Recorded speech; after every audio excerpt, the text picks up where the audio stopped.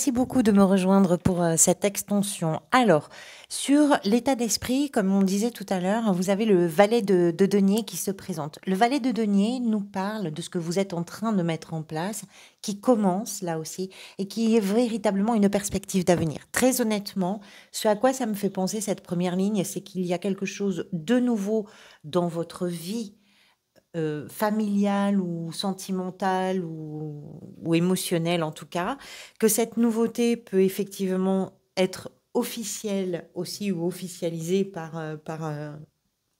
je ne sais pas, un contrat, pourquoi pas, c'est possible. Et tout ce que vous êtes en train de vivre, c'est ce que vous êtes en train de créer. Vous êtes en train de créer votre avenir. Vous êtes en train de mettre en place les pierres, les premières pierres de l'édifice d'un avenir agréable pour vous. Le valet de denier tient dans ses mains avec beaucoup de précaution ce denier puisqu'il en connaît la valeur, il sait que c'est précieux, il sait que ce qu'il a là actuellement avec lui, c'est quelque chose qui peut véritablement se développer, se déployer, grandir et devenir un endroit un peu rêvé quelque part, et c'est exactement vers ça que votre esprit est tourné. Vous êtes le créateur ou la créatrice de votre avenir quelque part, et vous avez la conscience de ce qui est précieux, de ce qui est important, et de ce que vous avez, vous, envie de voir se développer. Alors, sur les amoureux, je voulais savoir un peu plus dans ce qui s'est manifesté. On a une 3 d'épée. Comme je vous disais, il est possible que ce soit par rapport à une personne avec qui vous partagez votre vie, ou auprès de qui vous avez trouvé du soutien, particulièrement si vous avez été confronté à cette 3 d'épée qui nous montre un cœur qui est vraiment brisé. Cette carte, elle est associée à des émotions fortes de chagrin, de rupture, de séparation, de deuil, d'humiliation, de sentiment de rejet.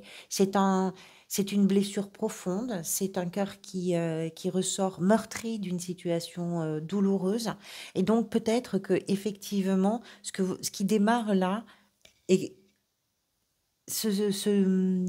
peut démarrer à la suite de quelque chose de douloureux, à la suite d'un événement qui vous a laissé peut-être le cœur en miettes, avec pourtant le soutien, moi c'est comme ça que je le vois, mais ça peut être interprété autrement, avec le soutien peut-être de quelqu'un. Si c'est pas par rapport au soutien de quelqu'un, on peut penser que ce qui vous a blessé ou meurtri a mis en place, a provoqué chez vous de grandes hésitations et de grands doutes, et qu'à partir du moment où vous avez décidé de passer à une autre étape, vous avez pu gérer ces doutes et les transformer en une renaissance et en un renouveau. On va voir.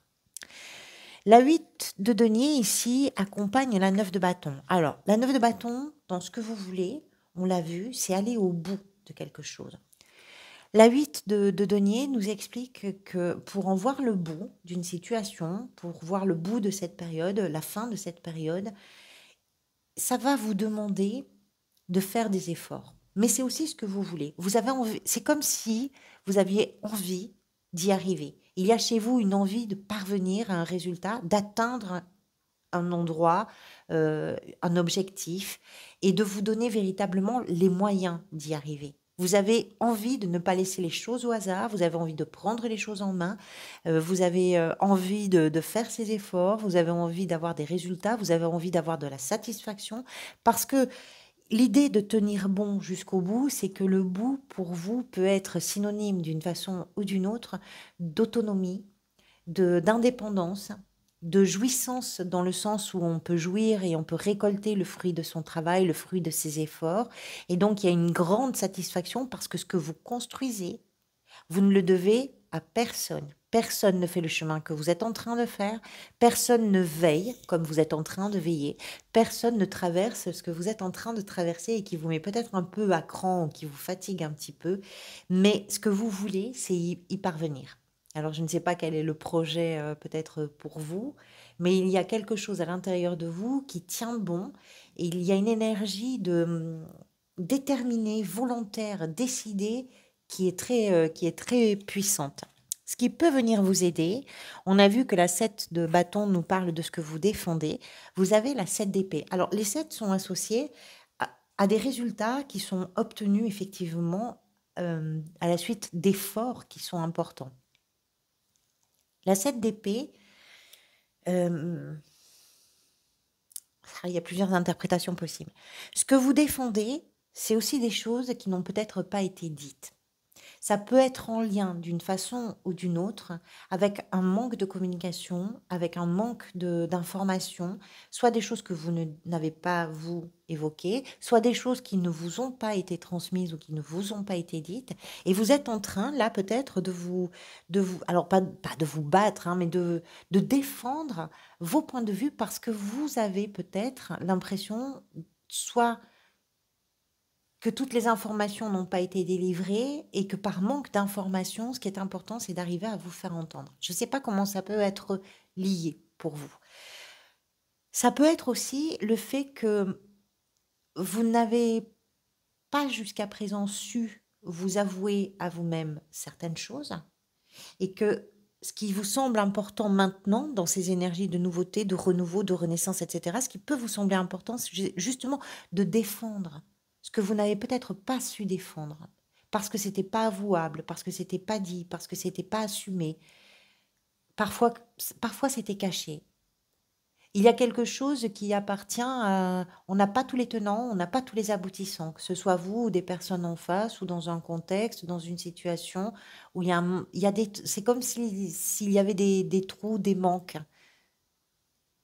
Et peut-être que c'est parce qu'il y a ces trous et ces manques que vous savez ce qui est important, que vous savez ce que vous avez envie de défendre, que vous savez ce que vous avez envie d'assumer et envie de revendiquer aussi. C'est possible. Alors, le défi, dans les énergies de renaissance, vous avez le valet de bâton. Le défi, c'est d'avoir le courage. Alors, ce qui est étonnant, c'est que c'est à la fois l'énergie qui vous accompagne, mais c'est aussi l'énergie que vous avez en défi. Le courage de partir, de découvrir, de tenter l'aventure. Alors, il est possible que le vertige que vous avez, parce que c'est souvent le cas, quand on a une porte qui s'ouvre en grand, on a l'impression que c'est fabuleux et en même temps, bah, ce vertige d'émerveillement peut être aussi accompagné d'un vertige de peur parce que c'est tellement immense, parce que c'est tellement tout d'un coup possible que ça peut aussi devenir un défi pour vous. C'est comme si effectivement ça marche main dans la main. L'envie, la peur, le désir, l'audace, le culot et le fait de ne pas reculer. On retrouve vraiment alors, le valet de bâton, comme le cavalier de bâton, on est sur de la créativité, hein. Ça peut être aussi un défi pour vous de laisser libre cours véritablement à votre imagination, à votre créativité, à vos passions, à votre fibre artistique. Dans la sphère professionnelle, la reine d'épée nous fait penser qu'on est dans des choses plutôt, alors pas administratives, mais un peu. Le roi et la reine d'épée sont sur des métiers on va dire, des médecins, des comptables, des métiers dans lesquels on demande d'avoir une forme de distance souvent, c'est-à-dire que les émotions ne doivent pas primer.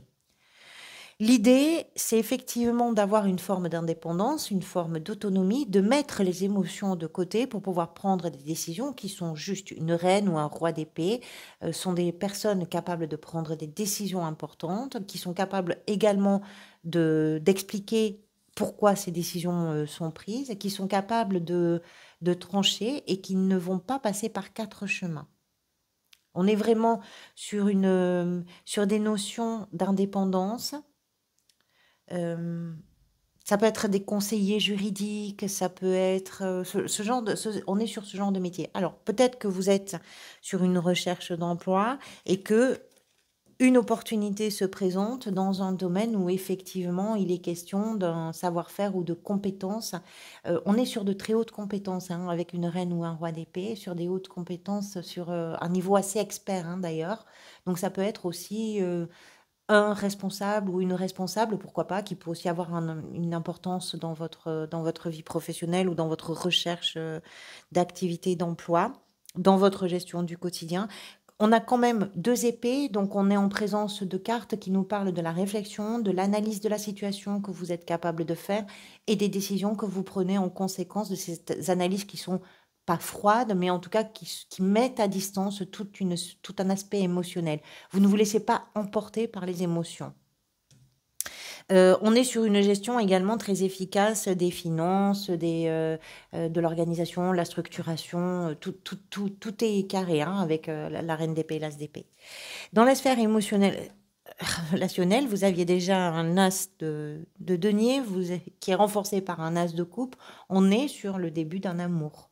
On est pour certains et certaines d'entre vous sur une rencontre ou dans un couple, on est vraiment sur le démarrage de quelque chose qui bat très fort, qui est nouveau, qui est amoureux, quelque chose qui vous remplit d'émotions, quelque chose qui vous touche profondément, quelque chose qui vous submerge et quelque chose qui vous emporte complètement.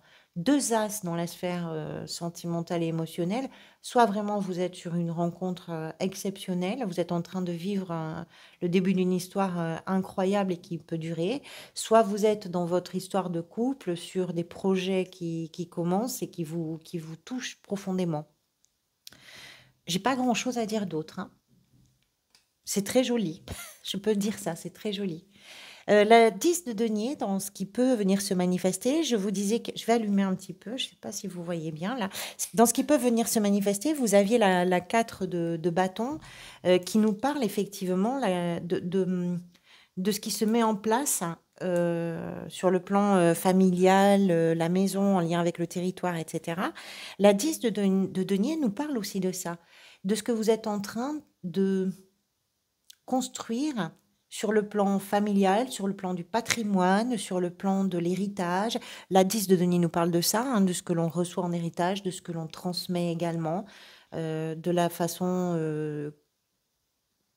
que l'on a, je dirais, de vivre bien, de vivre confortablement, de se projeter à partir de ce que l'on reçoit ou de ce que l'on transmet à nos enfants ou de ce que l'on reçoit de nos parents. Il y a quelque chose